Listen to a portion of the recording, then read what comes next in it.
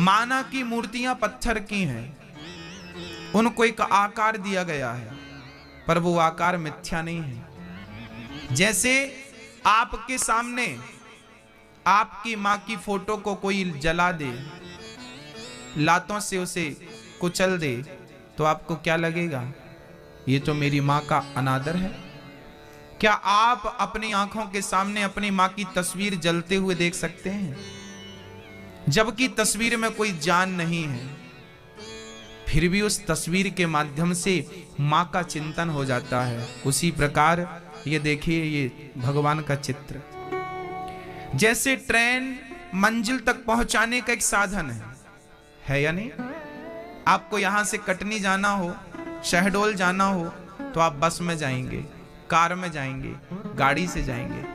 गाड़ी, कार, बस, ट्रेन एक साधन है मंजिल तक पहुंचाने के लिए। उसी प्रकार हमारे अपने लोग जब दूर हो जाते हैं ना, तो तस्वीर एक साधन हो जाती है। उसी प्रकार हमारे बाप दादों ने मंदिर बनवाए थे कि ईश्वर तक पहुंचने का एक साधन हो जाएगा। मंदिर क्या है? मंदिर एक साधन है उस ईश्वर तक पहुंचने का। वृंदावन में बिहारी जी का मंदिर किसकी याद दिलाता है? कृष्ण के बाल स्वरूप की याद दिलाता है।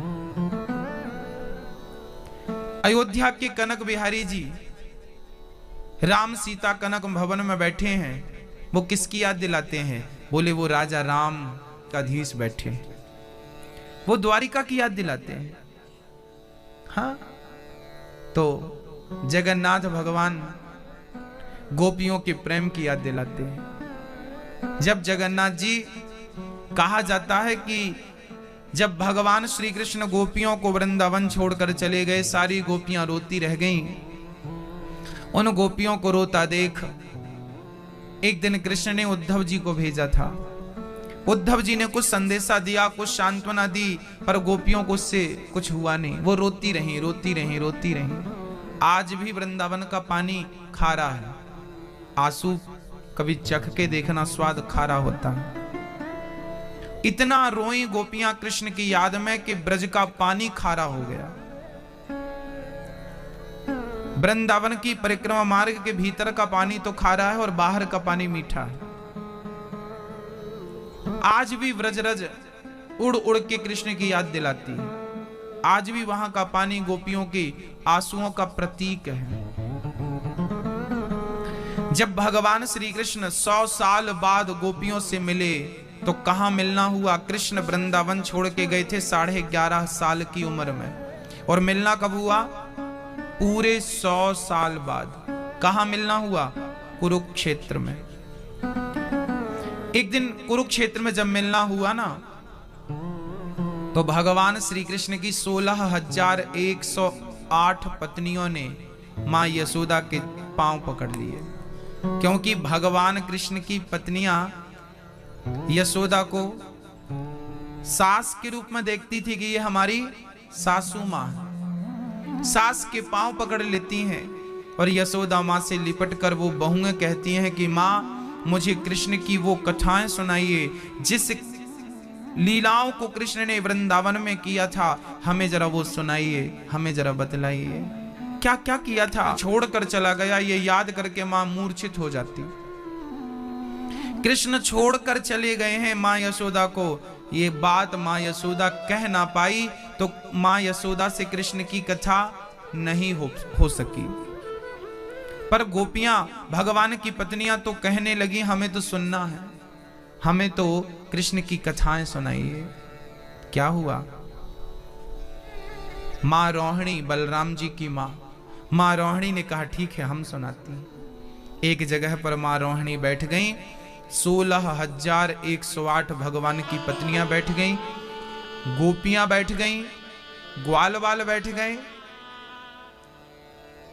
नंद बाबा बैठ गए, और कथा चालू हो गई। बार बार कोई आए ना जाए ना, इसके लिए रोहिणी ने सुभद्रा को गेट पर खड़ा कर दिया कि तुम गेट पर रहना, किसी को आने जाने मत देना, नहीं तो कथा में व्यवधान होगा। रोहिणी मां ने सुभद्रा को खड़ा किया और कथा चालू हुई। किस प्रकार भगवान का जन्म हुआ, किस प्रकार नंदोत्सव मनाया गया, किस प्रकार भगवान घुटनों के बल चले, किस प्रकार माँ यशोदा ने दूध पिलाया, किस प्रकार भगवान घर घर जाके मटकी चुराते मक्खन खाते, सारी वो बाल लीलाओं का निरूपण माँ रोहिणी ने बड़े अच्छे ढंग से किया। करते करते करते करते करते करते जब ये बात माँ रोहिणी ने कही कि अब वो दिन आ गया जब कृष्ण ने वृंदावन को अलविदा कह दिया। जब श्री कृष्ण रथ पर चढ़कर अक्रूर के साथ जाने लगे, उस समय का वर्णन करते करते मां रोहिणी रो पड़ी कि कृष्ण के जाते ही, अरे एक लड़की जब विदा होती है ना, अपने बाप का घर छोड़ती है, तो एक लड़की की विदाई में सारे लोग रोते हैं। तो आज जगत का पालनहार जिस गांव से विदा हुआ होगा, क्या स्थिति रही होगी। और उस कृष्ण से प्रेम करने वाले एक थोड़ी थे, सब थे। आज कृष्ण रथ पर चढ़कर जाने लगे। मां रोहिणी कहती हैं, गोपियों ने रास्ता रोका, वृंदावन में जो जो घटनाएं घटी,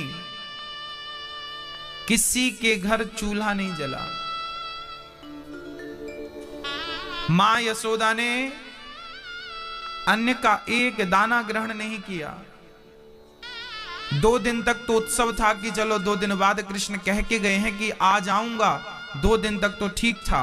पर जब कृष्ण नहीं लौटे, नंद बाबा ये बात लेकर लौटे कि यशोदा, कृष्ण तेरा पुत्र नहीं है, वो तो देवकी का पुत्र है। अब तो यशोदा रो पड़ गई। रोती रोती मूर्छित होकर जमीन में गिर पड़ी मां यशोदा।